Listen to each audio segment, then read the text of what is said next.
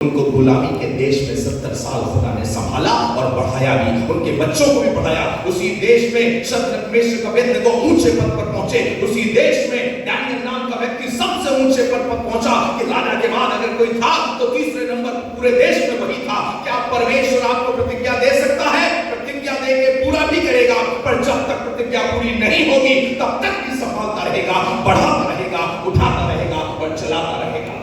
परमेश्वर वो नहीं है जो अंत में ले जाकर के आपको खुश करेगा, 25 साल के बाद तुम्हें खुश करेगा। परमेश्वर वो है जो समय ब समय तुम्हारी सहायता करता रहेगा और तुम्हें इस पूरे प्रोसेस में तुम्हें खुश रखेगा, तुम्हारी सहायता करेगा। बाइबल में लिखा है परमेश्वर में सदा आनंद है, प्रभु में सदा। कितनी देर आनंदित रहो? क्या बात करो, कैसे पॉसिबल है? मुसीबत के दिन कौन आनंदित रह सकता है? कोई कभी कह सकता है मुझे बहुत दर्द हो रहा है, लोग कहेंगे पागल हो रहा है यार, मेरे घर में प्रॉब्लम हो गई, मेरी बेटी के साथ ये प्रॉब्लम हो गई, मेरे बेटे के साथ ये प्रॉब्लम हो गई और मैं आनंदित हूं, कैसे पॉसिबल है? जिसने ये कहा है प्रभु में सदा आनंदित रहो, उसने ये नहीं कहा है प्रभु की आशीषों में आनंदित रहो, उसने कहा प्रभु में आनंदित रहो। बहुत अंतर है, बहुत अंतर है।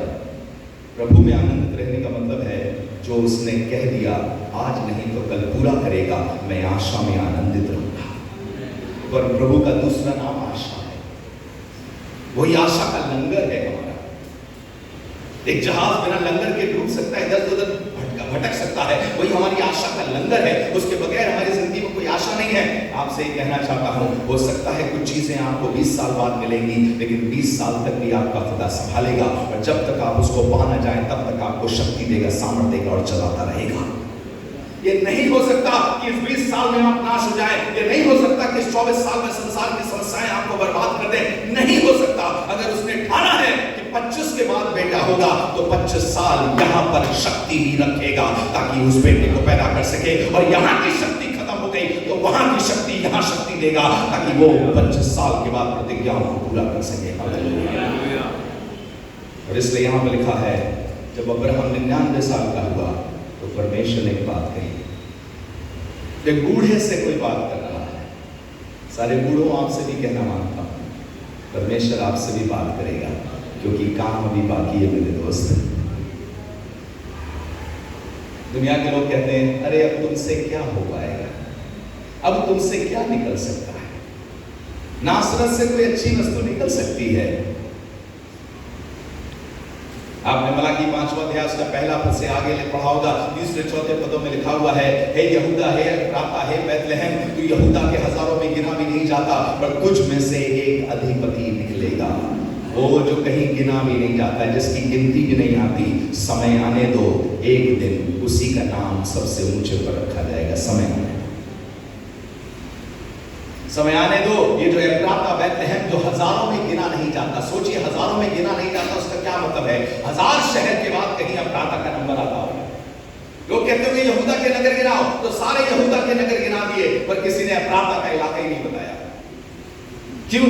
अरे भूल गए, एक छोटी सी जगह है, बेकार सी जगह है, वहां से क्या होगा मुझे नहीं मालूम। आपके परिवार के लिए भी शायद कोई ऐसी बात बोलता है, आपके घर के लिए भी ऐसी बात बोलता है, उस घर से क्या अच्छा निकलेगा, उस परिवार से क्या अच्छा निकलेगा। शायद हजारों अच्छे परिवारों के बाद आपका कहीं नंबर आता हो, कोई आपको गिनता होगा, लेकिन जीवते परमेश्वर ने जब के लिए ठान रखा है ना, हो सकता है 10 साल के बाद आपके बच्चे को कहां से कहां उठा करके रखेगा, जो कोई नहीं पूछता था जमाना पूछना शुरू कर देगा।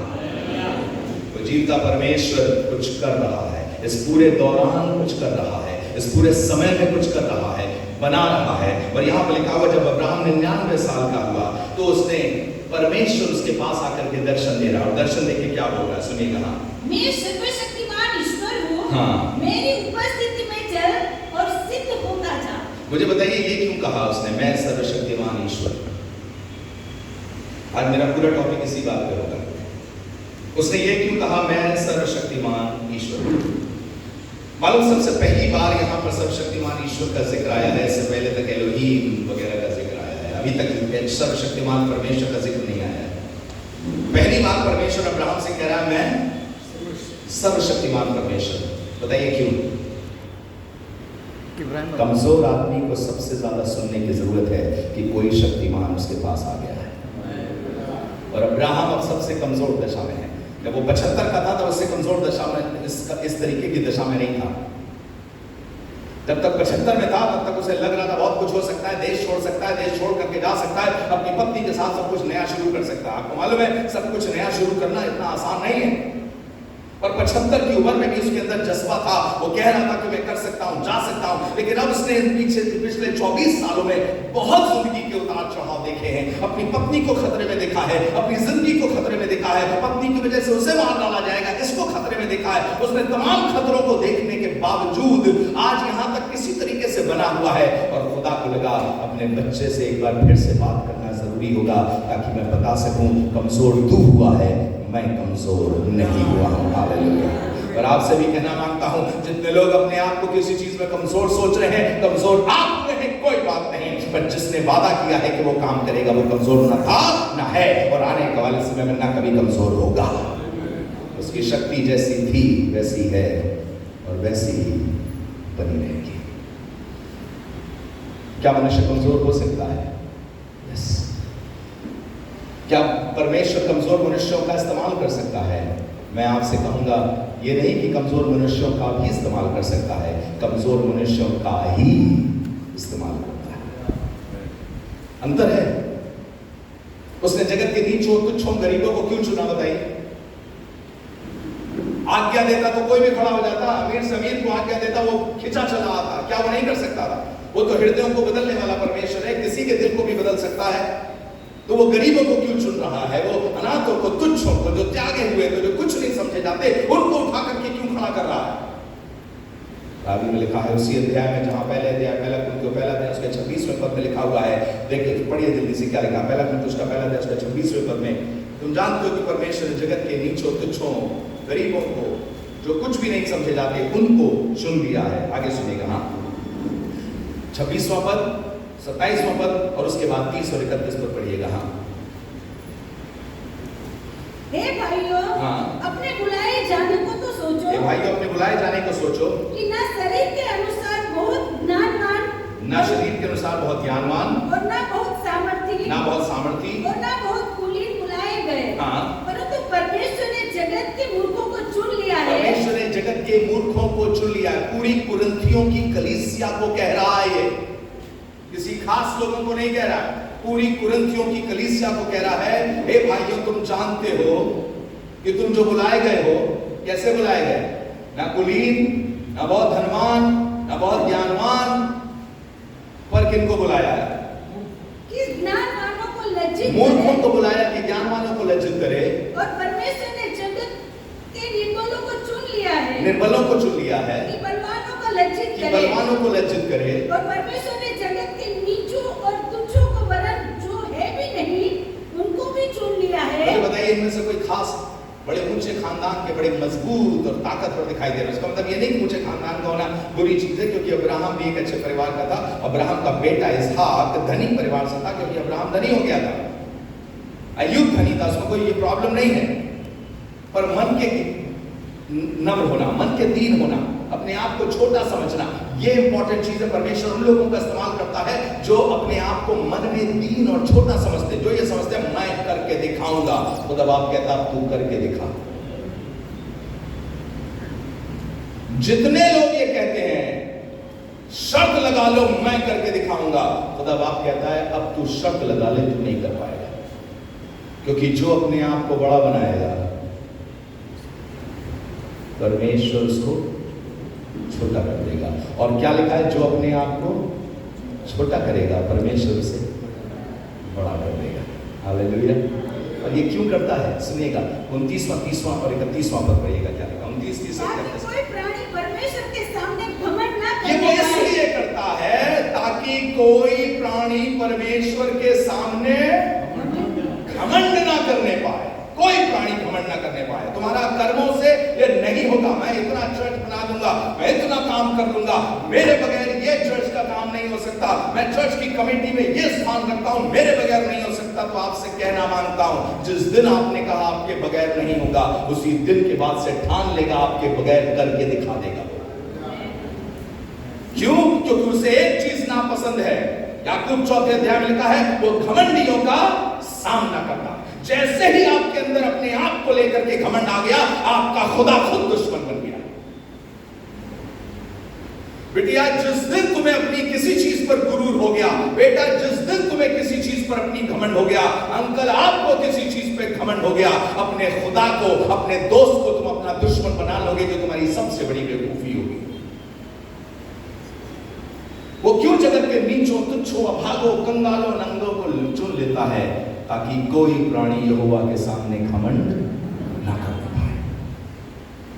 आगे क्या लिखा है सुनिए यहाँ, परंतु उसी की ओर से तुम मसीह यीशु में हो, उसी की ओर से तुम मसीह यीशु में हो, जो परमेश्वर की ओर से हमारे लिए ज्ञान ठहरा, जो परमेश्वर की ओर से हमारे लिए ज्ञान ठहरा, अर्थात धर्म और पवित्रता और छुटकारा। हाँ, ताकि जैसे लिखा है, ताकि जैसे लिखा है वैसे ही हो, वैसा ही हो। जो घमंड करे, जो घमंड करे वो प्रभु में घमंड करे। इसमें घमंड करे, प्रभु में घमंड करे। हालेलुया। अपने हाथ उठा करके बोला, शुक्र प्रभु मैं आप में घमंड करता हूँ, आपकी शक्ति में घमंड करता हूँ, आपकी सामर्थ में घमंड करता हूँ। और घमंड करिए कि मेरे पास एक खुदा है जो सबसे बड़ा है, उसके जैसा ना कोई था, ना कोई है और ना कोई होगा। परमेश्वर अपने आप को एक नाम से समझा रहा है, दे रहा है, और क्या कह रहा है, मैं सर्वशक्तिमान परमेश्वर। क्या जरूरत है? जरूरत है। इससे पहले अब्राहम के बच्चा पैदा हुआ है, बताइए बच्चे का नाम क्या था? इससे पहले जो अब्राहम के बेटा पैदा हुआ, क्या नाम था? इश्माएल। इश्माएल किसकी ताकत से पैदा हुआ? शरीर की संतान थी या परमेश्वर की संतान? शरीर की संतान। इसका मतलब सारा का शरीर मर चुका था, अब्राहम के शरीर में अभी भी ताकत बची थी, इसीलिए उसको शरीर की संतान बोला गया है। खुदा ने उससे 86 की उम्र में बेटा दिया और 99 तक बात नहीं करी। आप देख लीजिए 16वां अध्याय 86 की उम्र बता रहा है और 17वें अध्याय का शुरुआत 99 की उम्र बता रहा है। कितने साल बीत गए?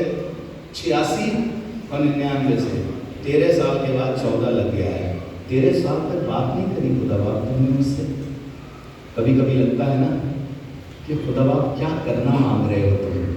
10 साल बीत गए, मुझे समझ नहीं आ रहा। मैं आपसे कहना मांगता हूँ, चाहे आपको सुनाई दे, दिखाई दे या ना दिखाई दे, वो काम कर रहा था, कर रहा है और आगे भी करता रहेगा। अभी क्या कर रहा है? अभी अब्राहम के कमजोर होने का इंतजार कर रहा है। फिर से समझिए इस चीज को, वो अब्राहम के कमजोर होने का इंतजार कर रहा है। कौन पादरी कमजोर होना चाहता है? हम सब सामर्थी होना चाहते हैं। Money is our power, position is our power. धन हमारा बल है, पोजीशन हमारा बल है, लोगों से अच्छी जान पहचान हमारा बल है। कोई कमजोर नहीं होना चाहता।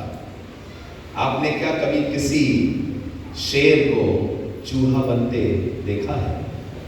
क्या कभी किसी शेर को मेमना बनते देखा है? मैंने क्रूज पर देखा है शेर को मेमना बनते। दुनिया के सारे मेमने शेर बनना चाहते हैं, पर एक शेर मेमना बन करके बहुत से मेमनों को शेर की ताकत देने के लिए ऊपर गया है। I want you weak so that everyone may know I am strong. समझिए इस चीज को। जब आप ये कहने लगे कि मैं कमजोर हो गया हूं, तो एक दूसरे को उत्साहित करिएगा। अब समय आ गया कि खुदा का अद्भुत काम तुम्हारे साथ है। जब तुम ये कहने लगे मेरी ताकत खत्म हो रही है, तो पत्नी अपनी पति को समझाओ कि अब ही खुदा की ताकत शुरू होने वाली है। जब पापा कह दे बेटा खुदा उपाय करेगा, अभी तक पापा के पास सारे जवाब हुआ करते थे। बच्चा जो पूछता था पापा जवाब दे देते थे। बच्चे ने पूछा पापा लकड़ी तैयार है, चाकू वगैरह सब तैयार है, मेमना कहाँ है? आपको मालूम था मैं अपने बेटे को काट दूंगा, पर खुदा उसे जिंदा कर सकता है। तो उसने कहा खुदा ही इसका उपाय करेगा। अगर आपको कुछ उपाय ना सूझे ना, कुछ जवाब ना सूझे, अपने बच्चे से हाथ जोड़ के कहना, खुदा आज भी सर्वशक्तिमान है, उपाय करने की ताकत रखता है। तुम क्या करोगे पापा? मेरी शक्ति क्षीण हो गई है, पर उसकी शक्ति आज भी वैसी की वैसी ही है। और इसलिए कई बार ये 10 साल का अंतराल, 12 साल का, 13 साल का ये गैप कई बार हमें कमजोर कर देता है। खुदा कुछ तो बोल दो, कुछ तो बोल दो खुदा बाप। ये 16वें अध्याय से 17वें अध्याय में 13 साल का गैप कर दिया। क्या तुम भूल गए हो मुझे? क्या तुम अपनी जाति को भूल गए हो? जिसको चुन करके लाए, क्या उसे भूल गए हो? खुदा कह रहा तुम 13 साल के गैप की बात कर रहे हो। याद रखो, मलाकी के बाद मैंने मत्ती से शुरू किया और उसमें 400 साल का गैप था, पर मैं भूला नहीं अपने लोगों को, और मैं तुमको भी ना कभी भूलूंगा। 400 साल के बाद क्या खुदा अपनी प्रतिज्ञा को याद रख सकता है? रख सकता है, और रखता भी है। वो अनादि काल का परमेश्वर है, ना कभी भूला है और ना कभी भूलेगा। मेरे नाम नहीं भूला है उसने, प्रतिज्ञा को नहीं भूला है उसने, अपने लिए जो मेरे लिए उसने प्रॉमिस करे है उसको भूला नहीं है, मेरे लिए जो योजना बनाई है उसको भूला नहीं है। हमारी समस्या ये होती है, हमारे हमें लगता है हम ही को सब कुछ अपने लिए करना है। आप अपनी तरफ से जो बन पड़े करो, पर ये याद रखना चाहिए कि तुमसे पहले जिसने तुमको इस पृथ्वी पर भेजा है, तुम्हारे लिए कुछ योजना बना करके रखी है उसने, और उसको पूरा करने की सामर्थ्य भी रखता है। अक्सर एक सवाल पूछता हूँ, सारी माएँ अच्छी तरह से जवाब दे सकती हैं, आपसे भी सवाल पूछता हूँ यही। सवेरे जब आपका बच्चा स्कूल जाने की तैयारी करता है, तो आपको वो उठाता है या आप उसको उठाती हैं? आपका बच्चा आपको उठाता है या आप उठाती हैं उसको? उठो बेटा, स्कूल की तैयारी है। आप उससे पहले उठती हैं या बच्चा पहले उठता है? कुछ माएँ कह रही कैसे जवाब दें, वही उठ के उठाता है। पर ज्यादातर माँ उठती है, बच्चे को उठाती है, उठो बेटा स्कूल जाना है। बच्चा सिर्फ उठ करके सीधे टॉयलेट जाता है, और माँ किचन की तरफ, माँ लगी हुई है, मेरा बच्चा भी क्या खा के जाएगा, दिन में वहां टिफिन होगा, उसमें क्या खाएगा, किस तरीके से क्या खाएगा, वो चल पाएगा नहीं पाएगा, उसको क्या क्या जरूरत पड़ेगी, उसने अपनी कॉपी रखी कि नहीं रखी, किताब रखी कि नहीं रखी, उसके कपड़े तैयार हैं कि नहीं है, कपड़े प्रेस हैं कि नहीं है, उसकी टाई ठीक से बंध गई है कि नहीं बंध गई है। ये सारा इंतजाम कौन करता? बच्चा अपने आप इंतजाम कर रहा है? नहीं कर रहा। बच्चे को सब कुछ खास नहीं मालूम, बच्चे को सिर्फ इतना मालूम है मम्मी ने उठाया स्कूल जाओ, और वो टॉयलेट गया है अपना आराम से, वो भी उठना नहीं मांग रहा था, बहुत आराम से उठ करके गया है। उसने कुल्ला भी करना नहीं मांग रहा था, वो ब्रश भी नहीं करना मांग रहा था, माँ ने किसी तरीके से ब्रश भी करवाया है, इधर रोटी का भी इंतजाम कर रही, ब्रश का भी इंतजाम कर रही, सारा कुछ। आपको लग रहा है वाह कितनी महान माँ है। अरे क्या भी महान है, प्रेमी है ना माँ, लेकिन आपसे कहना मांगता हूं, इससे करोड़ गुना प्रेमी तुम्हारा जीविता परमेश्वर है। तुमको पृथ्वी से लाने से पहले उठ चुका है, वो जाग चुका है, तुम्हारे लिए उद्धार की योजना बना चुका है, क्रूस पर उसने तुम्हारे लिए जान दे दी है, खून बहा दिया है, तुम्हारी चंगाई के लिए, तुम्हारे जीवन के लिए, तुम्हारे छुटकारे के लिए सब कुछ कर चुका है। और अब आपसे कह रहा है उठो, जागृत हो, क्योंकि तुम्हारा समय आ गया है। 13 साल वो खामोश नहीं बैठा है, तुम्हारी कमजोरियों को बढ़ने का और अपने भरोसे के कम होने का इंतजार कर रहा है। क्यों खुदा बाप ऐसे करते हो? ताकि कोई प्राणी परमेश्वर के सामने घमंड न करे। घमंड के बहुत से कारण लोगों के पास। कुछ लोग तो इसी बात पे घमंड करते हैं, मैं प्रार्थना करती हूँ खुदा बाप एकदम सुन लेता है, मेरी दुआओं को उसने आज तक ठुकराया नहीं। अच्छी बात है, प्रेज द लॉर्ड, पर ये घमंड का विषय आप अपने ऊपर घमंड न करें। मेरी दुआएं ऐसी पावरफुल है ना कि खुदा बाप भी विवश हो जाता है। अरे कोई हाथ थोड़ी पर रोड नहीं है आपकी दुआएं कि खुदा बाप कह रहा है अच्छा दे रहा हूं, दे रहा हूं, दे रहा हूं, दे रहा हूं। ये उसके साथ होता है जो देने की इच्छा नहीं रख रहा। एक पापा चॉकलेट लेकर के आते हैं और अपने बच्चे के साथ कहते हैं चॉकलेट।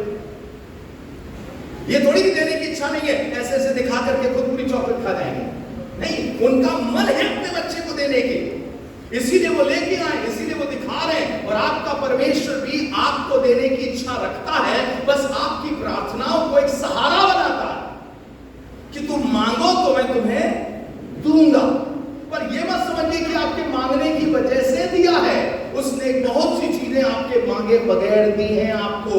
एक सबसे बड़ी चीज बताएं, आपके सांस मांगने से पहले आपको दी है, तभी आप मांग पाए। सोचिए कि कोई जन अपनी सांस के लिए दुआ कर सकता है, खुदा मुझे सांस ठीक रखो प्रभु जी। प्रभु कह रहा बेटा तभी रखी है, इसीलिए तो दुआ कर पा रहा है।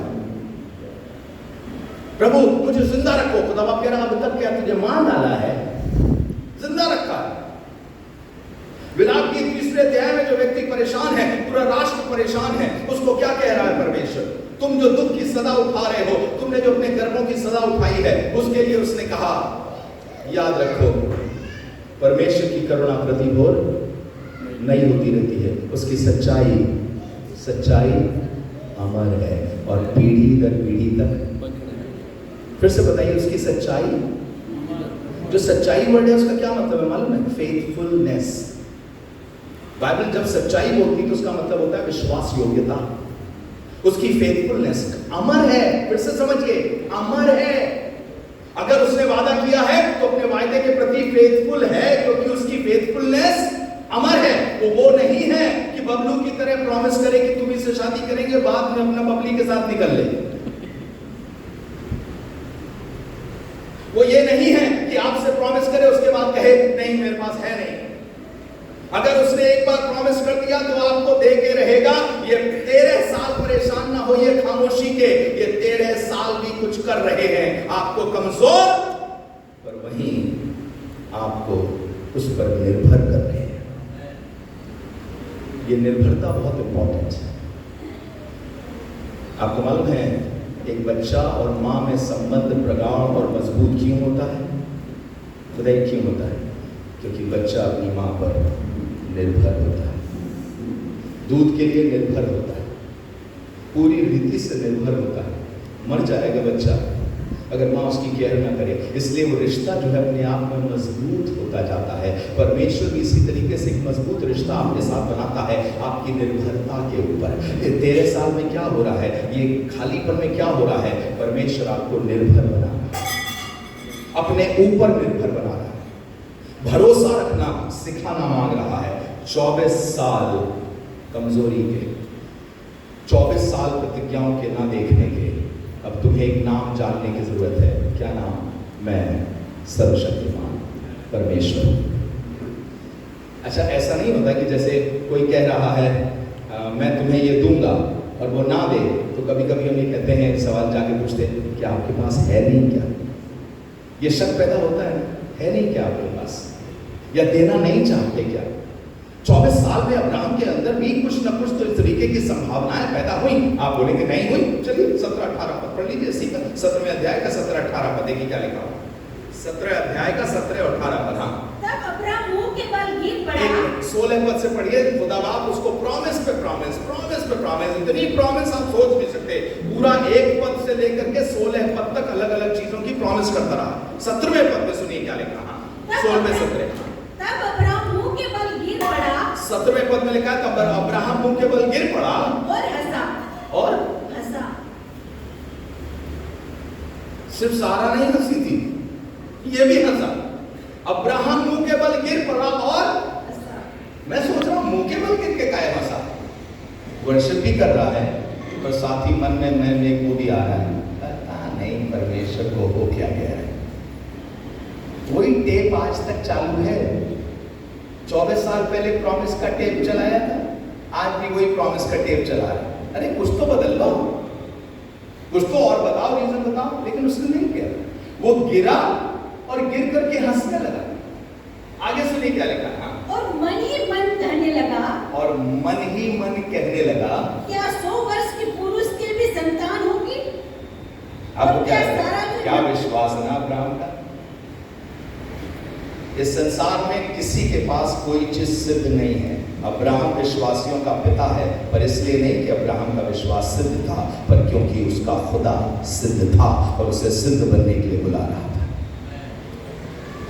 हमारा कुछ भी सिद्ध नहीं होगा, नहीं तो हम सिद्ध कहलाने लगेंगे, और हम में से कोई सिद्ध नहीं है। आपकी प्रार्थनाएं अधूरी रह जाएंगी, आपकी भविष्यवाणी अधूरी होगी, आपका ज्ञान अधूरा होगा, जैसा पहले कुरिन्थियों 13वें अध्याय में लिखा है, हमारा सब कुछ अधूरा होगा। इस पृथ्वी पे जब तक सर्वसिद्ध नहीं आएगा तब तक सब कुछ अधूरा रहेगा। आप किसी चीज पे नहीं कह सकते ये तो मेरी गिफ्ट है भाई, इसमें तो कोई फेल नहीं कर सकता मुझे। बेटा उसी में फेल हो गए तुम। पर जिस दिन ये कहोगे खुदा बाप जब तक संभालेगा तब तक फेल नहीं होगा, तो कभी फेल नहीं होने देगा, क्योंकि मेरा भरोसा है तू,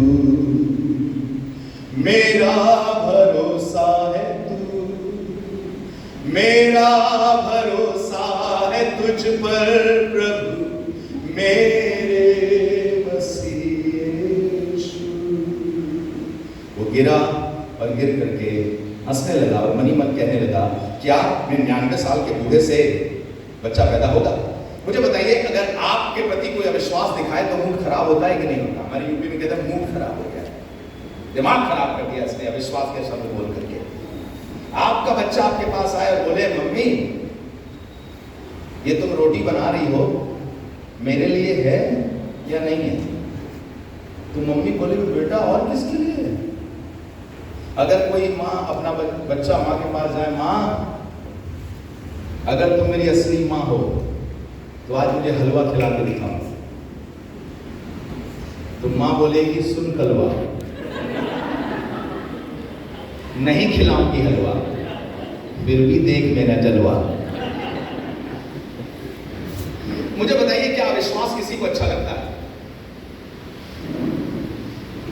मरकुस में ऐसा लिखा है, एक आदमी आकर अपने बच्चे को लेकर के आया था और कहने लगा, अगर तू कुछ कर सके तो मेरे बच्चे का उपाय कर, इलाज कर, उसको चंगा कर दे, दुष्ट आत्मा सताती, अगर तू कुछ कर सके। तो यीशु मसीह ने कहा, अगर तू कर सके ये क्या हो सकता? फिर उसने कहा, मैं कब तक इस जाति के साथ रहूंगा और इनकी सुनूंगा? कौन सी? अविश्वासियों के साथ। ये अविश्वास उसको चोट पहुंचाता है, किसी का विश्वास उसको चोट पहुंचाता है। आप जाइए ट्रेन के ड्राइवर से पूछिए, सुनिए आप ट्रेन चला लेते हैं? वो बोलेगा, तुम ना बैठना ट्रेन में। आप बताइए, आप किसी के लिए बड़ी मेहनत कर रहे हैं और आपके पास जाए, टीचर है कोई, टीचर बड़ी मेहनत से बच्चे को पढ़ा रही है और स्टूडेंट जाए और स्टूडेंट जा करके कहे, आपके पास क्षमता है भी पढ़ाने की? इमेजिन करिए, मैं अपनी वाइफ के पास जाऊं और उससे जाके कहूं, ये क्या पका रही है, तुम्हें पकाना आता भी है? शादी के 26 साल होने वाले हैं, 26 साल हो जाएंगे अक्टूबर 3 में, इसलिए बताती है कि अगर गिफ्ट देना चाहते हो 26 साल हो जाएंगे। उसने आज अगर ठीक ठाक दिख रहा हूं और कहां से, उसी ने खिला खिला करके यहां तक रखा है। अब मैं जाकर के कहूं, तुम कर भी पाओगी कि नहीं कर पाओगी? परमेश्वर कह रहा, बेटा तुम जब ये सोचते हो कि क्या 99 साल के जन से बच्चा पैदा हो सकता है, तो तुम्हें ये बताना मांगता हूं, अगर मैं 16 साल के बच्चे में वीर्य पैदा करता हूं तो मैं ही पैदा करता हूं। मैं 99 के अंदर भी वीर्य पैदा कर सकता हूं। जो 16 के अंदर कर सकता हूं वो 99 के अंदर भी कर सकता हूं। ये मेरी क्षमता है, मेरी ताकत है, जिसके अंदर डालना चाहूंगा, जब डालना चाहूंगा मैं डाल दूंगा। मैं सर्वशक्तिमान परमेश्वर। जो 10 साल से नहीं हो पाया है, क्या पता 11वें साल में हो जाए। जो 20 साल से नहीं हो पाया है, क्या पता 24वें साल में हो जाए, मुझे नहीं मालूम। अगर खुदा ने कहा है तो उसको पूरा करने की दम और क्षमता उसी के पास है। आपका शक उसे चोटिल करता है, उसे दुख देता है, उसे परेशान करता है, भरोसा उसे खुश करता है। इसलिए बाइबल में लिखा है, बिना विश्वास परमेश्वर को खुश करना अनहोना है। इसका मतलब विश्वास उसे क्या करता है? खुश करता है, उसे हैप्पी बनाता है। मेरे बच्चे मुझ पर भरोसा कर रहे हैं, मेरे बच्चे मुझ पर भरोसा कर रहे हैं। तो सर्वशक्तिमान परमेश्वर सुनेगा। उसकी पहली चीज ये थी, पहली बार ये कह रहा है, हंसा और हंस के कहने लगा, क्या मुझ 99 साल के बच्चे से, व्यक्ति से कोई संतान पैदा हो सकती है? मुझे बताइए, ये शक इसके अंदर क्यों पैदा हुआ? ये शक इसके अंदर क्यों पैदा हुआ? बहुत सिंपल सी बात है, क्योंकि उसने आज के दिन तक उस जमाने में 99 साल के बच्चे को, मनुष्य को बाप बनते नहीं देखा। और आपसे कहना मांगता हूं, जो आपके जमाने में, आपके घर में आज तक आपने नहीं देखा, खुदा उसको आपकी जिंदगी में भी करने की सामर्थ्य रखता है। खुदा को इससे मत तौलो कि अब तक क्या हुआ है। अभी तो बहुत कुछ वो बाकी है जो आंखों ने नहीं देखा, जो कानों ने नहीं सुना और मनुष्य के चित्त में भी अभी तक नहीं आया। किसको मालूम था कि परमेश्वर अपने लोगों से इतनी मोहब्बत करेगा कि खुद अपने बेटे को भेज देगा मरने के लिए, किसको मालूम था? पहले कुरिन्थियों दूसरे अध्याय में लिखा है, अगर वे जानते तो तेजों में प्रभु को क्रूस पर ना चढ़ाते। वो समझ ही नहीं पाए, इतनी भविष्यवाणियों को पढ़ने के बाद भी समझ नहीं पाए कि खुदा इस हद तक मोहब्बत कर सकता है कि खुद दुख उठाने के लिए पृथ्वी पर चला है, खुद जान देने के लिए पृथ्वी पर चला आएगा, खुद मरने के लिए पृथ्वी पर चला आएगा ताकि अपने लोगों का उद्धार करा सके। क्या खुदा इस हद तक प्यार करता है? किसको मालूम था? बताइए, पुराने जमाने में किसने इतनी मोहब्बत दिखाई थी? बाइबल में लिखा है, परमेश्वर ने अपने प्रेम की भलाई कुछ इस रीति से प्रकट करी कि जब हम पापी ही थे, तो आगे क्या लिखा बताइए? मसीह ठीक समय पर पापियों के लिए मरा। असली प्रेम, ध्यान से सुनिएगा, लाजर की कब्र के सामने दिखाई नहीं देता यीशु मसीह का। असली प्रेम क्रॉस पर दिखाई देता है यीशु मसीह का। प्रेम की पराकाष्ठा, सबसे ऊंचा प्रेम दो भागों में विभाजित कर दिया समंदर को, इसमें दिखाई नहीं देता, पर अपने बदन को दो भागों में विभाजित करके परमेश्वर तक पहुंचने का रास्ता बना दिया। इसमें असली और बड़ा प्रेम दिखाई देता है। जो कोई प्रेम का प्रचार करे, बाकी सब प्रचार करे और क्रूस पर मृत्यु का प्रचार न करे, उसने अभी प्रेम को ठीक से समझा ही नहीं समझा उसने। जो अब तक हुआ है, अगर उसी के मुताबिक आपका वर्ल्ड व्यू बना है, उसी के मुताबिक आपकी सोच बनी है, तो आपने परमेश्वर को जो अब तक हुआ है उस पर लिमिट कर दिया। ऐसा मत करिए, क्योंकि इसी अब्राहम के बारे में आपको इब्रानियों उसके 11वें अध्याय से निकालना मांगता हूं। मैं चाहता हूं निकाल के पढ़िएगा। इब्रानियों उसका 11वां अध्याय, उसका संभवतः 17 पद से है। Hebrews chapter 11 और उसके 1 मिनट रुक जाइए, मैं 17वें पद से। विश्वास से अब्राहम ने मर के जाने के समय में इसहाक को बलिदान चढ़ाया। एक मिनट फिर से देखिए, गलत लिखा है, तो चढ़ाया नहीं, चढ़ाने वाला था। सबकी बाइबल में चढ़ाया लिखा है, चढ़ाने वाला था है। मेरी बाइबल में भी वही लिखा है, उसने विश्वास से इसहाक को बलिदान चढ़ाया। मालूम क्यों? क्या चढ़ाया था? एक्चुअली चढ़ाया था, क्या हो गया था? अगर आपने विश्वास से कदम उठा भी लिया और खुदा ने वो आपसे नहीं भी लिया, तो खुदा उसको ऐसे काउंट करेगा जैसे आपने अपनी आज्ञाकारिता पूरी कर दी। खुदा ऐसा काउंट करेगा। आपने शुरू किया, आपके मन में था कि किसी जन की सहायता कर दे, आप सहायता के लिए पहुंचे, उसने सहायता लेने से मना कर दिया। खुदा ने आपके लेखे लिख लिया कि तुमने करा जो करना था। जब आप माफी मांगने गए, मेल मिलाप करने गए, आपने कहा मुझे माफ कर दो, मुझे माफ कर दो भाई, गलती हो गई, अब से ऐसा नहीं होना चाहिए। उसने कहा तुम्हें कभी माफ नहीं कर सकते। खुदा ने आपके लेखे लिख दिया कि तुमने अपना काम कर दिया, अब दूसरा उसको माने या ना माने, मेरी जिम्मेदारी खत्म हो गई। उसी तरह से अब्राहम ने भी अपने बेटे को पूरी तैयारी कर ली और खुदा ने कहा नहीं बेटा, मैंने दूसरा कुछ और तैयारी किया है, लेकिन उसको मान लिया कि अब्राहम ने अपने बेटे को बलिदान चढ़ाया है। आगे सुनिए क्या लिखा है। और जिसने प्रतिज्ञाओं को सच माना था, अर्थात अब्राहम खुद जिसने प्रतिज्ञाओं को सच माना था, और जिससे यह कहा गया था इसहाक से तेरा वंश कहलाएगा, इसहाक से ही तेरा वंश कहलाएगा, वही अपने एक लौते को चढ़ाने लगा। सुनिएगा, एक लौते को चढ़ाने लगा, क्योंकि उसने मान लिया, एक मिनट, क्योंकि उसने मान लिया था। वो मान के बैठ गया था। क्या मान लिया था? कि परमेश्वर सामर्थ्य है कि उसे मरे हुए में से जिलाए। अब्राहम से पहले किसी का बच्चा जिया था? अब्राहम से पहले कोई मुर्दा जिंदा हुआ था? आपने जो कुछ पढ़ा होगा बताइए, उससे पहले कोई मुर्दा जिंदा हुआ था? तो अब्राहम, तुम्हें यह कैसे विश्वास है कि तुम अपने बच्चे को काट डालोगे और बच्चा जिंदा हो जाएगा? कैसे? इसी को बोलते हैं अनदेखे को देखता हुआ स्थिर रहा। विश्वास इसी को बोलते हैं। विश्वास इसको नहीं बोलते क्योंकि उनके साथ हुआ है, मेरे साथ होगा इसलिए गवाही देते लोग। देखिए मेरे साथ हुआ है, खुदा आपके साथ भी कर देगा। अरे खुदा जब करने पे आ जाएगा ना, जो तुम्हारे साथ नहीं हुआ है वो भी मेरे साथ करने की ताकत रखता है और कर देगा। सिर्फ अपने परमेश्वर को लिमिट न कर दीजिए। इसीलिए कहना मैं सर्वशक्तिमान हूं। भाई मुझे लिमिट नहीं करो। तुमने जो अब तक देखा है उसके उसके मुताबिक तुम लिमिट कर रहे हो। और अभी तो मेरा बहुत कुछ जलवा तुमने ना देखा है और ना जिंदगी में रहते हुए पूरा कभी देख भी पाओगे। कितने लोगों को मालूम है हम यीशु मसीह के साथ अनंत काल तक जिएंगे? आपको बताएं, हर दिन उसका जलवा देखेंगे आप, हर दिन उसके स्वरूप की कुछ महिमा देखेंगे जो पहले कभी नहीं देखेंगी। बोरिंग नहीं होगा स्वर्ग में, स्वर्ग बिल्कुल बोरिंग नहीं होगा, यीशु मसीह के साथ बोरिंग नहीं होगा। ये मत सोचिए कि पूरे टाइम अपना भजन करूं मैं भजन करूं। आपका मन आनंदित होकर के करेगा, बार बार भजन करने का, उसके चरणों में बैठने का। वो खिलाएगा जो आपने कभी खाया ना होगा, वो पिलाएगा जो आपने कभी पिया ना होगा, और वो दिखाएगा जो स्वरूप आपने परमेश्वर का कभी देखा ना होगा। अभी बहुत कुछ बाकी है मेरे दोस्त।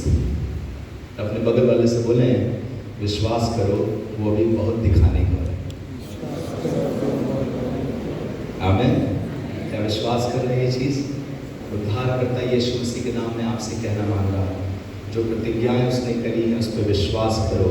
अभी वो देखेंगे जो आज तक किसी ने नहीं देखा है, किसी ने नहीं देखा। आपके खानदान में ऐसा नहीं हुआ होगा, आपके परिवार में ऐसा किसी के साथ नहीं हुआ होगा जो अचानक आपके साथ होने लगेगा। मैं आपको एक छोटी सी बात बताऊं, जब मैं यीशु मसीह के पास आया, मेरे खानदान में कोई प्रचारक नहीं था, कोई पादरी नहीं था। मेरे दादा ने अपना एक छोटा सा कमरा दिया था एक स्कूल के लिए, मिशनरीज को स्कूल के लिए दिया था, बहुत पुरानी बात है। तो फिर उन्होंने वहाँ से स्कूल शुरू हुआ था। मेरे पापा विश्वासी थे, मेरे दादा विश्वासी थे, प्रभु में आ गए थे। और फिर मैं आ गया, बाइबल कॉलेज गया मैं। तो बाइबल कॉलेज में मैं हारमोनियम पढ़ा हुआ था, तो मैंने सोचा बजाऊँ। मैं क्रिकेट से निकला था, तो मैं क्रिकेट खेलते खेलते एकदम से मेरे मन पे जोर मारने लगा, हारमोनियम बजाओ, हारमोनियम बजाओ। अब मैं क्रिकेट खेल रहा हूँ लड़कों के साथ, बाइबल कॉलेज की बात है, खाली समय था, तो मैं नीचे क्रिकेट खेल रहा था और मेरा मन बार बार कर रहा है म्यूजिक वाले कमरे में जाओ और हारमोनियम बजाओ, हारमोनियम बजाओ। अब मैं सोच रहा हूँ कि चाल ले लें, जैसे कहते हैं ना, इतनी देर से फिद लिए हैं, अब थोड़ी सी अपनी चाल ले लें, दूसरे को फिदा लें। पर इतना जोर मारने लगा कि मैंने कहा नहीं जा पाऊंगा, मेरी चाल आने वाली, मेरा नंबर आने वाला था कि मेरे मन ने कहा तुम जाओ। मैं सब कुछ छोड़ा, ऊपर चला गया। ऊपर जाकर हारमोनियम मेरे पूरे खानदान में कभी किसी के नहीं मालूम, किसी को म्यूजिक कुछ नहीं मालूम, और मैं हारमोनियम लेके बजाने लगा। आपको बताऊं 15-20 मिनट तक मुझे इतना गंदा लग रहा था, लेकिन कुछ निकल नहीं रहा था। यही सब, कुछ नहीं निकल रहा।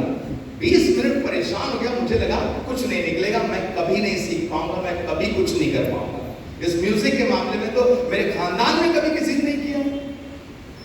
और आपको बताएं 20 मिनट के बाद पता नहीं ऐसा क्या हुआ, जब मैं हिम्मत हार करके छोड़ने ही वाला था, सिर्फ एक लाइन निकल करके आई,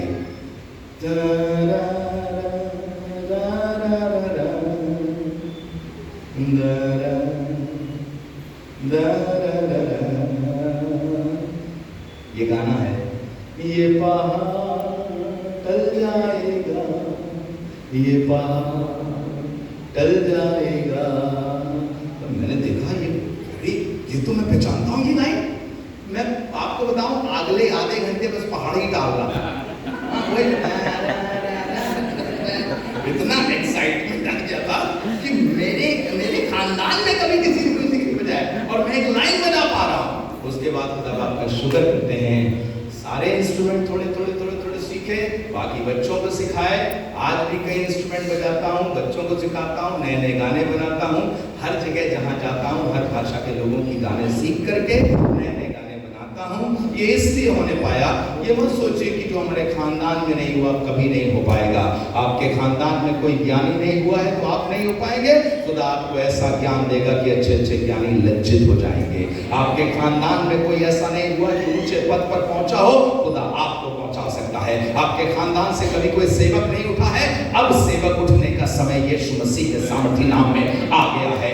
अब्राहम, तेरी समस्या ये है, जो कुछ अब तक बीता है, जो तेरे घर में हुआ है, उसने तेरे दिल दिमाग पर बहुत जोर दिया है और तू निराश होकर के ये कह रहा है मुझ 99 साल के व्यक्ति से क्या कुछ अच्छा पैदा हो सकता है।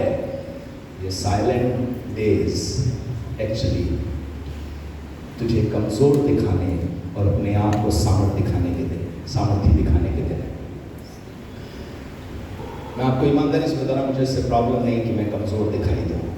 पौलुस ने कहा हम कंगालों के जैसे दिखाई देते हैं, पर बहुतों को धनवान बना देते हैं।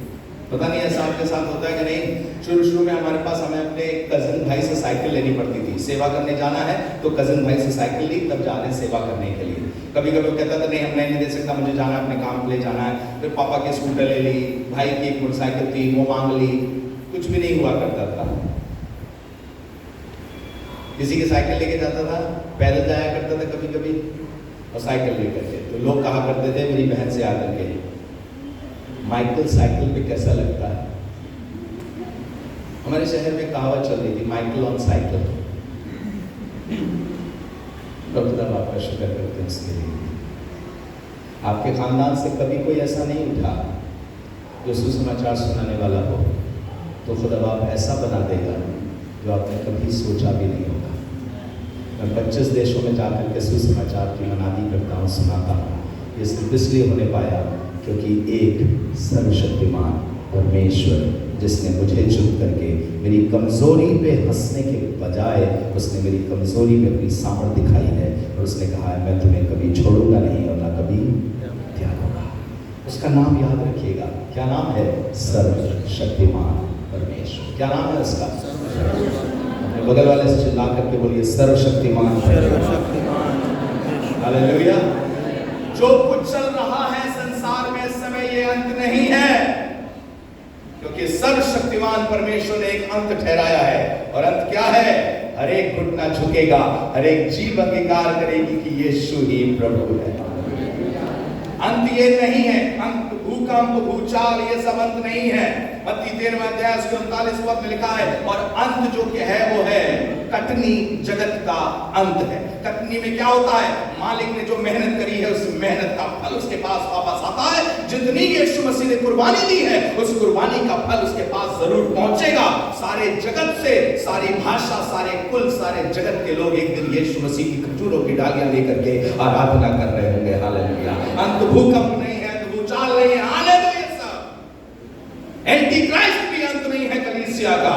कलीसिया का शुरुआत यीशु मसीह है और कलीसिया का अंत भी यीशु मसीह है। भूल जाओ एंटी क्राइस्ट को, आएगा जरूर, अपना काम करेगा, बट हु केयर्स। खुदा अपने लोगों को संभालने की सामर्थ रखता था, रखता है और आगे भी रखता रहेगा। प्रकाशित वाक्य 13:8 पढ़ लीजिएगा, 17:8 पढ़ लीजिएगा। जिनके नाम जीवन की पुस्तक में लिखे हैं वो उसकी पूजा नहीं करेंगे। कैसे? जैसे उसने 7,000 को बचा रखा था ताकि वो बाल की पूजा ना करें, उसके सामने सर न झुकाएं, उसी तरह से जिंदा खुदा करोड़ों लोगों को बचा करके रखेगा जो अधर्म के मार्ग से बचे रहेंगे, और उनको अपने राज्य में लेकर के आनंद के साथ प्रवेश कराएगा। उसकी दुल्हन कमजोर नहीं होगी, उसकी दुल्हन छोटी नहीं होगी, उसकी दुल्हन कम नहीं होगी। एक ऐसी बड़ी भीड़ जिसे कोई गिन नहीं सकता एक दिन परमेश्वर के राज में होगी। सब मिलाकर के इतने विश्वासी होंगे, आपसे कहना मांगता हूं कि कोई कमी नहीं होगी विश्वासियों की। मैं बहुत ब्लीक तरीके से फ्यूचर को नहीं देखता हूं, अंधेरे वाले फ्यूचर को नहीं देखता हूं, क्योंकि यीशु मसीह ने कहा स्वर्ग और पृथ्वी का सारा अधिकार मुझे दिया गया है। तुम जाओ सुसमाचार सुनाओ। कटनी जगत का अंत है, ये सब होगा, मुसीबतें आएंगी, समस्याएं आएंगी, लेकिन संसार की कोई चीज मुझे रोक नहीं सकती, क्योंकि मैं सर्वशक्तिमान परमेश्वर यहोवा हूं। बाइबल में 3 जगह सर्वशक्तिमान परमेश्वर लिखा है, और आखिरी जगह प्रकाशित वाक्य में लिखा है। जानबूझ करके आखिरी जगह प्रकाशित वाक्य में सर्वशक्तिमान परमेश्वर के बारे में लिखा हुआ है। और मैं चाहता हूं कि अगर निकाल सके उसको, क्योंकि अभी और भी जगहों से दिखाना था और भी चीजों को, लेकिन मुझे तो इतना समय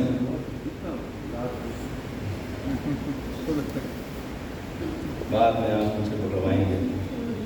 आखिर में क्या लिखा है सुनिएगा। प्रकाशित वाक्य उसका 11 अध्याय उसके 15वें पद से पढ़िएगा। प्रकाशित वाक्य 11 अध्याय उसके 15वें पद से। हाँ, जब 7वें दूत ने तुरही फूंकी, हाँ, तो स्वर्ग में इस विषय के बड़े-बड़े शब्द होने लगे। जब 7वें दूत ने तुरही फूंकी तो इस विषय के स्वर्ग में बड़े-बड़े शब्द होने लगे। जगत का राज्य हमारे प्रभु का और उसके मसीह का हो गया। जगत का राज्य हमारे प्रभु का और उसके मसीह का हो गया। आगे, हाँ, वो युगानुयुग राज्य करेगा। और वो कब तक राज करेगा? अब दोबारा कभी कुछ और होने वाला नहीं है। युगान युग राज करेगा, उसका हो गया, युगान युग राज करेगा। आगे तब 24 प्राचीन जो परमेश्वर के सामने अपने अपने सिंहासन पर बैठे थे, मुंह के बल गिरकर परमेश्वर को दंडवत करते ये कहने लगे। सुनिएगा क्या कहने लगे। हे सर्वशक्तिमान प्रभु परमेश्वर। क्या है? सर्वशक्तिमान। ये तीसरी बार फिर से उसी परमेश्वर को बोला गया है, सर्वशक्तिमान परमेश्वर, प्रभु परमेश्वर, परमेश्वर जो है और जो था। हम तेरा धन्यवाद करते हैं।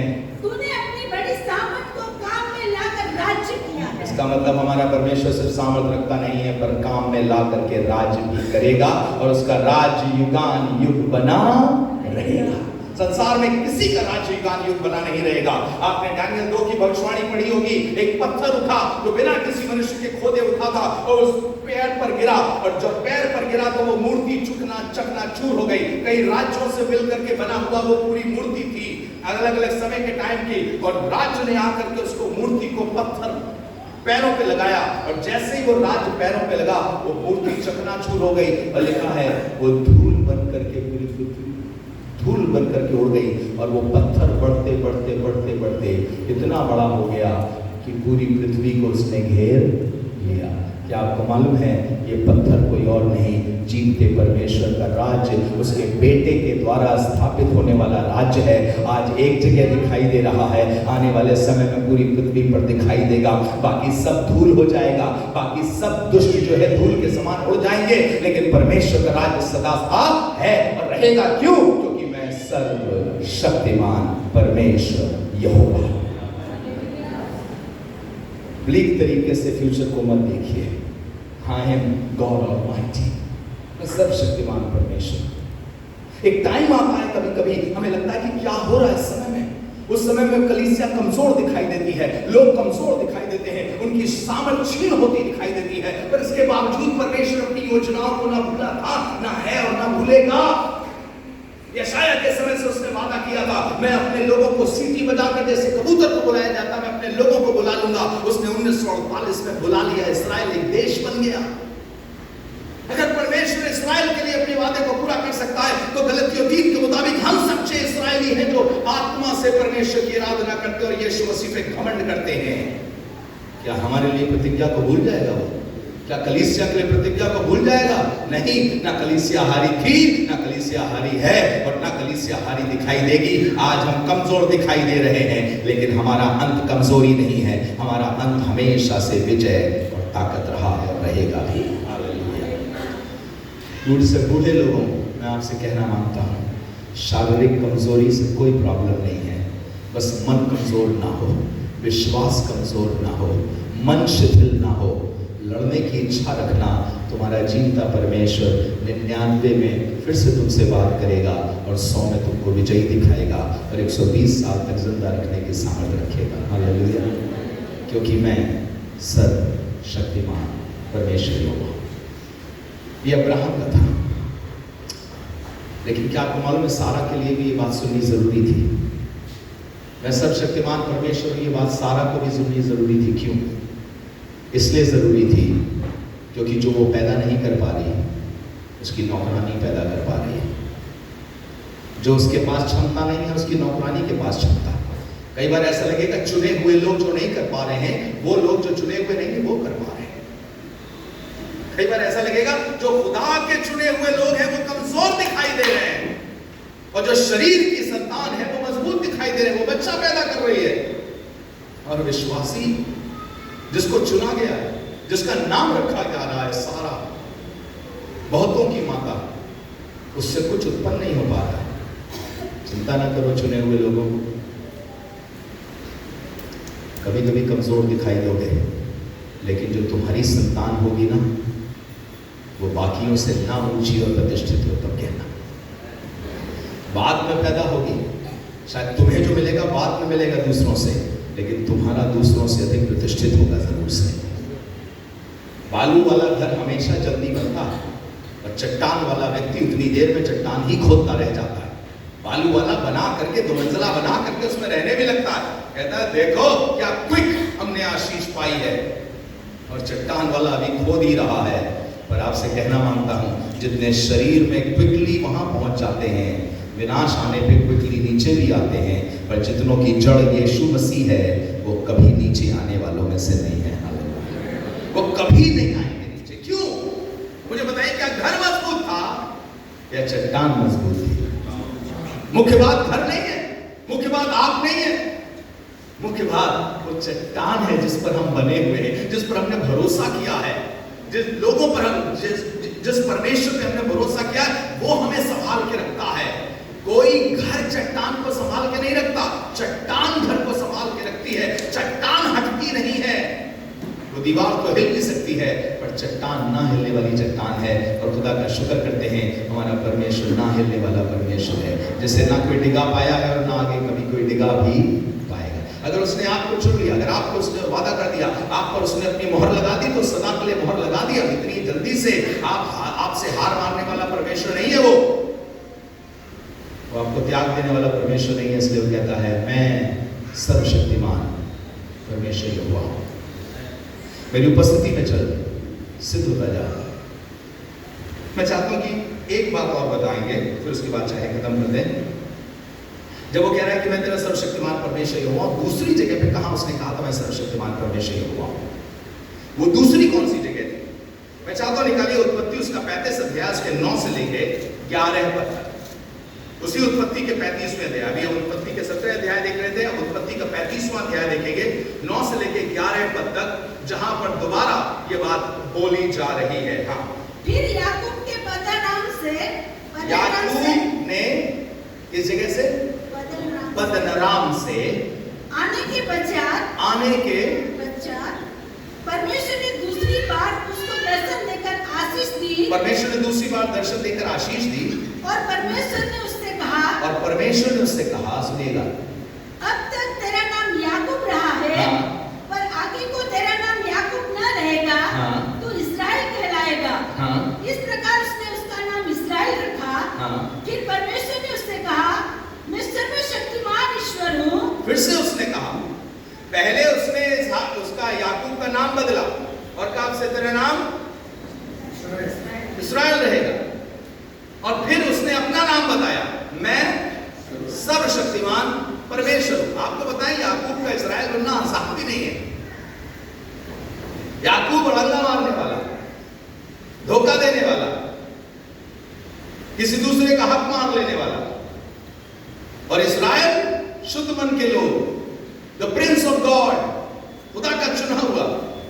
कभी कभी आपको अपना बच्चा देखने में पूरा पूरा सिर्फ याकूब ही लगता है, आप भी सोचते हैं कि ये कब इस्राएल बनेगा। गंदी बातें बोलता है, इसकी वजह से लड़ाई झगड़े होते हैं, घर में बड़ी प्रॉब्लम है, काम पे नहीं जाता है, नौकरी नहीं करना चाहता है, पढ़ाई नहीं करना चाहता है, याकूब बन करके रहेगा। आज खुदा एक दिन आपसे मिले और आपसे मिल करके कहे, मैं वही खुदा हूं जो याकूब को इस्राएल बना सकता हूं, क्योंकि मैं सर्वशक्तिमान ईश्वर हूं। All the change will happen because God will do it. इस संसार में बदलाव अपने आप नहीं होगा, परमेश्वर के सामर्थ्य द्वारा होगा। बाइबल में ऐसा लिखा है, तुम मुझसे अलग होकर के कुछ भी नहीं कर सकते। क्या कुछ भी नहीं कर सकते? खाना नहीं खा सकते, नहा नहीं सकते, रोटी नहीं बेल सकते, घर नहीं बना सकते। ये क्यों कह रहा है तुम मुझसे अलग होकर कुछ नहीं कर सकते? और अगर प्रभु से अलग होकर के घर नहीं बना सकते, तो जो जितने लोग प्रभु से अलग हैं उनके घर कैसे बने हुए? अगर प्रभु से अलग होकर के हम रोटी नहीं बना सकते, तो वो सब खाना क्यों खा रहे हैं? बड़े से बड़े होटल जिनके नाम एक से एक हैं, उनमें रोटियां बन रही हैं। बाइबल कह रही तुम मुझसे अलग होकर कुछ नहीं कर सकते। करना, बताना क्या मांग रहा है? बताना ये मांग रहा है, वो पूरा चैप्टर फलों के विषय में है कि तुम फल लाओ, फल लाओ, फल लाओ, तुम्हारा फल बना रहे। वो ये कहना मांग रहा है, मेरे बगैर तुम फलवंत नहीं हो सकते। प्रेम, आनंद, मेल, धीरज, कृपा, भलाई, विश्वास, नम्रता, संयम मेरे बगैर उत्पन्न नहीं हो सकता।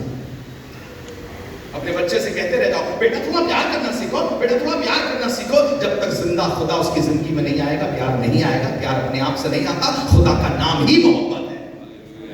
जब वो अंदर राज करना शुरू करता है तो मोहब्बत आती है। सबसे पहली आवश्यकता आपकी थियोलॉजी ट्रेनिंग नहीं है, जीवते यीशु को जानना है। सबसे पहली आवश्यकता आपके संसार में धन नहीं है, जीवते यीशु को समझना और जानना है। सबसे पहली आवश्यकता ऊंचा पद पाना नहीं है, चर्च मिनिस्ट्री पाना नहीं है, पर उद्धारकर्ता यीशु को जानना और उसको पा जाना है, क्योंकि जिसके अंदर जिंदा खुदा है उसके अंदर जिंदगी है, और जिसके अंदर यीशु नहीं उसके अंदर जीवन भी नहीं है। परमेश्वर का क्रोध उस पर सदा बना रहता है अगर उसके अंदर यीशु नहीं है। सबसे बड़ी चीज जो आपको चाहिए वो क्या चाहिए कि वो सर्वशक्तिमान परमेश्वर ही होगा, अब आपके अंदर रहने लगा है। बदलाव आएगा, पक्का आएगा। आप हमसे पूछिए, हमारी पत्नी से पूछिए, मैं कहता हूं 7 साल, वो कहती है नहीं करीब करीब 8-9 साल। 7 साल हमारी जिंदगी के, हमारी शादीशुदा जिंदगी के ऐसे थे कि हम बता नहीं सकते, मतलब जहर जैसी कड़वाहट वाले थे। 7 साल, वो कहती है 9 साल बहुत कठोर थे, खराब थे, जिसमें हम निराश हुए, वो निराश हुए। उसने मुझसे कहा मैं पछता रही हूं एक पादरी से शादी करके। मालूम क्यों? क्योंकि पादरी से पादरी था, पति कभी नहीं बना। एक दिन खुदा ने मुझसे कहा बेटा तेरे चर्च के 4 एसोसिएट पास्टर हो सकते हैं, तेरी पत्नी के 4 एसोसिएट हस्बैंड नहीं हो सकते, वो सिर्फ तेरी ही जिम्मेदारी है। तेरे चर्च के 4 असिस्टेंट पास्टर हो सकते हैं, पर तेरे बच्चों के 4 असिस्टेंट फादर नहीं हो सकते, वो सिर्फ तेरी ही जिम्मेदारी है। ऐसा लगता है ना कि रिश्ते कभी सुधरेंगे नहीं, कभी नहीं बदलेंगे। जब खुदा ने मुझसे कहा ये बात, अपनी पत्नी के साथ समय बिताओ, उसको बताओ तुम उससे कितना प्यार करते हो, परमेश्वर उससे कितना प्यार करता है। एक पादरी के लिए आसान है दुनिया को बताना परमेश्वर कितना प्यार करता है, और हम कितना प्यार करते हैं ये बहुत मुश्किल हो जाता है, वो भी इंडिया में। तुम्हें मालूम नहीं है हम तुम्हें प्यार करते हैं, मतलब इतने बच्चे पैदा हो गए ऐसे ही, तुम्हें समझ नहीं आ रहा तुमसे प्यार करते हैं, खाना ना सारा इंतजाम करते हैं, हम ही करते हैं, तुम्हें यही समझ में आ रहा। पर याद रखिए स्त्री जो होती है बहुत वोकल होती है, अपनी हर चीज बताने की कोशिश करती है, और उसे लगता है यही होना भी चाहिए, तो वो आपसे भी हर चीज सुनने की कोशिश करे जो उसके मतलब का नहीं भी है। इसीलिए वो जब आप ऑफिस से लौट के आते तो पूछते क्या हुआ ऑफिस में, आपको लगता है काय को बताएं, तुम्हें क्या मतलब होगा, तुमसे क्या मतलब कि शुक्ला ने ये बोला, त्रिपाठी ने ये बोला, लेकिन इससे मतलब नहीं है, क्योंकि वो डिटेल ओरिएंटेड है, तो वो चाहती है कि आप भी इसको डिटेल बता सके। मेरे मन में एकदम, क्योंकि बीमार रहती थी, और ऐसे बीमार रहती थी कि वो हम दिल्ली एम्स कहां उसको दिखाया, कोई ठीक ही नहीं हो पाता, बेहोश हो जाती थी और घंटों बेहोश पड़ी रहती थी, और उसके बाद दिनों दिन वो बीमार रहती थी। खुदाबाद ने मुझसे एक ही चीज कही, उससे बात करो, उससे बोलो तुम कितना प्यार करते हो और मैं उससे कितना प्यार करता हूं, और बैठा करो साथ में। हमने शुरू कर दिया। आपको बताया उस दिन के बाद से, ये शादी के कुछ समय के बाद की बात थी, उस दिन के बाद से आज के दिन तक 17 साल से ज्यादा हो गए, दोबारा उसको कभी डॉक्टर के पास ले जाने की जरूरत नहीं पड़ी, दोबारा कभी बेहोश नहीं हुई, दोबारा कभी कोई प्रॉब्लम नहीं हुई, कभी नहीं। क्या रिश्ते संवर सकते हैं? मैं सर्वशक्तिमान परमेश्वर हूं। क्या याकूब इसहाक इस्राएल बन सकता है? क्या चरित्र बदल सकता है? क्या चरित्र बदल सकता है? बदल सकता है, क्योंकि मैं सर्वशक्तिमान परमेश्वर हूं। माएँ दुआ करना मत छोड़ो, पति दुआ करना मत छोड़ो, इतनी जल्दी हिम्मत मत हार जाओ पत्नी, क्योंकि वो सर्वशक्तिमान परमेश्वर है, वो याकूब को बदलने की सामर्थ रखता है। पद्दन आराम से वापस आए। हम आपको मालूम होना चाहिए पद्दन आराम से वापस आते हुए परमेश्वर ने ये क्यों कहा कि मैं सर्वशक्तिमान परमेश्वर हूं। पद्दन आराम में ऐसा क्या था? ये जहां था वहां इसके भाई ने पूरी तैयारी कर ली, इसको मार डालेंगे, इसने मेरा हक लिया है, इसको मार डालेंगे। और ये भाग रहा था। मां ने कहा बेटा कहीं मत जाना, मामा के पास चले जाना। मामा कहां रहते थे? पद्दन आराम में। मामा के पास जाओ, मामा के पास जाके रहो। मामा के पास जाकर के रहा, वहां क्या क्या मिला? भेड़, बकरियां, जानवरों के गोल गोत्र, सब कुछ मिला। साथ में by one get one free. पत्नी मिली, एक जबरदस्ती मिली, बच्चे मिले और कोई खतरा नहीं है। हर दिन संपन्नता देख रहा है, जो चाहता है वो हो जाता है। भेड़ बकरियों का रंग बदलवाना था, उसने लकड़ी के वो थोड़ा थोड़ा से छील के रख दिया। भेड़ बकरियां जो पैदा हो रही थी उनके रंग वैसे होने लगे, जैसा चाहता है वैसा हो रहा है। लेकिन अब जा रहा है दोबारा अपने भाई से मिलने के लिए, अपनी जान का जोखिम उठा करके जा रहा है, क्योंकि खुदा ने कहा अब यहाँ से छोड़ दे और वहां चला जा। आपसे कहना मांगता हूँ, खुदा ऐसे लोगों से भी कह रहा है जो खतरे में घुसने वाले हैं, जिनके अपने उनको दगा देने वाले हैं, मारने वाले, उनसे कह रहा है मैं सर्वशक्तिमान परमेश्वर हूँ, तुम्हारा भाई तुमको छू ना पाएगा, क्योंकि मैं बचाने के लिए तुम्हारा बाप तुम्हारे संग संग चलूंगा।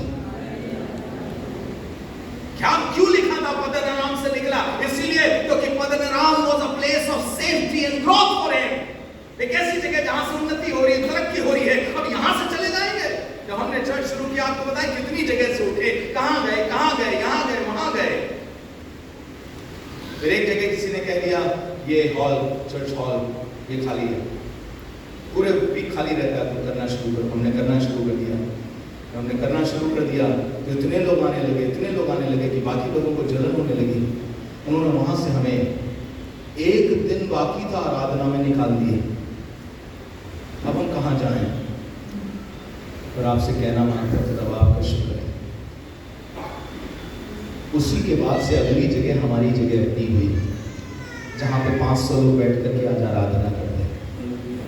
निकाल लेने दो कुछ भाइयों को दुश्मनी कर लेने दो, कुछ भाइयों को धमकी दे लेने दो, कुछ भाइयों को तलवार लेकर के खड़े हो जाने दो।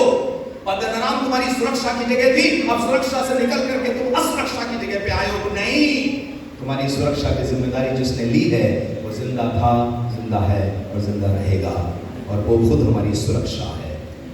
वो चारों तरफ हमारी ढाल है। हालेलुया। मैं कहाँ सुरक्षित हूँ? मैं कहाँ सुरक्षित हूँ? मैं अपने परमेश्वर की आज्ञाकारिता में सुरक्षित हूँ। इससे सुनना, बंबई में पैसा नहीं है, गुजरात में धन नहीं है, जीवता परमेश्वर जहां रखेगा वहां एक एक चीज मुहैया कराएगा, एक एक चीज का प्रबंध करेगा। छोटे से छोटे गांव में आपके लिए बड़ी से बड़ी जरूरतें पूरी करने की सामर्थ्य रखता है। जो पहाड़ पर एक मेमने का इंतजाम कर सकता है, झाड़ी में बचे हुए मेमने का इंतजाम कर सकता है, और अगली पहाड़ी पर अपने बेटे को कुर्बान करने के द्वारा इंतजाम कर सकता है आपके उद्धार के लिए, वो आपके जीवन की हर चीज के लिए आज भी इंतजाम करने में सक्षम और सामर्थी है, क्योंकि उसका नाम है सर्वशक्तिमान परमेश्वर। आइए दुआ करें। सर्वशक्तिमान